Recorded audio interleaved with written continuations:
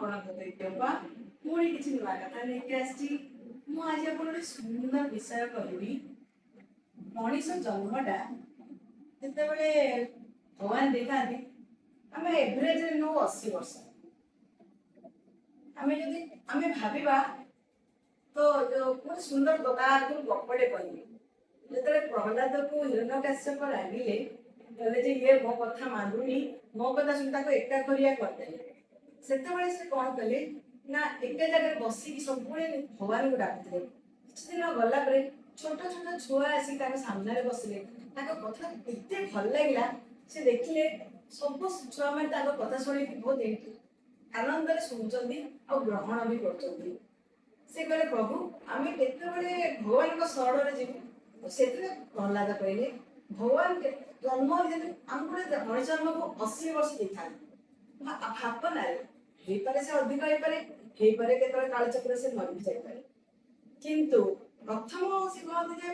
ଆମେ ଯଦି ଜନ୍ମ ପିଲାଙ୍କୁ ଯଦି ପ୍ରଥମେ ଶିକ୍ଷା ଦେବା ଯେ ତୁମେ ଆଧ୍ୟାତ୍ମିକ ଲାଇନରେ ଯାଅ ତାହେଲେ ପିଲାମାନେ ନିଜେ ନିଜେ ଭାବିବେ ଯେ ଆମେ ସତ କଥା ଆମେ ସେଇ ଲାଇନରେ ଗଲେ ତାଙ୍କର ମନର ପିଲାଭଳି ପରିବର୍ତ୍ତନ ଆସିଯିବ କିନ୍ତୁ ଆମେ କ'ଣ ଭାବେ ନା ପ୍ରଥମ 20 ବର୍ଷ ଆମେ ସେତେବେଳେ ଜଞ୍ଜାଳ ଟିକେ ପାଠ ପଢିବ मनीष पिला बढ़ तार बचपना खेली दिए से निज कौ जगार पहुंचो तार 20 वर्ष पढ़ाए 20 वर्ष जिते से 40 वर्ष को आसे से चाकरी करके बाहर जंजाल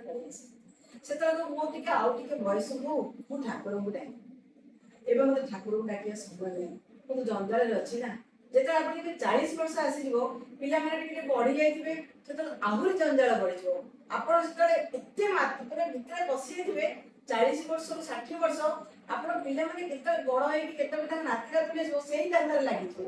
देखिए आप समय से सरी सरी जाते आप भावे ना ना मुझे बुढ़ा बयस मुझे ठाकुर को डाकि कि देखिए आप डाक आरंभ करेंगे समय आप सरी जाइए आप देह बथा मुंड बथा आंठू बथा पिठी बथा तार हार्ट अटैक आसो कहार को प्रकार रोग मार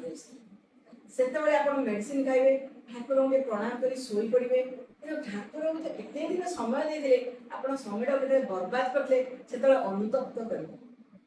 मो कहवा अनुजाई मो अनुरोध जमी प्रहलाद कहले पिला बेलू आप कि समय अल्प समय भी आप ध्यान रे कि ठाकुर शरणापन्न रही देखिए आप सब कम सेमती चलो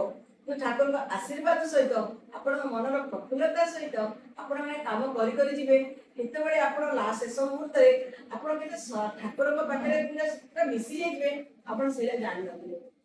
रही नमस्कार समय को बर्बाद न करी आध्यात्मिक लाइफ में जातु आप देखिए भगवान का शरणागत हेले आप समय कि सुरुखुरे जाए आउ निजको प्रफुल्लित रहे अन्य क्या प्रति आप विषाक्त भावना न लोभ मोह माया तो समस्त को भिड़ी धरती से मुक्ति करेंगे रही नमस्कार मुझे पुणी किसी नुआ कथा नहीं आस।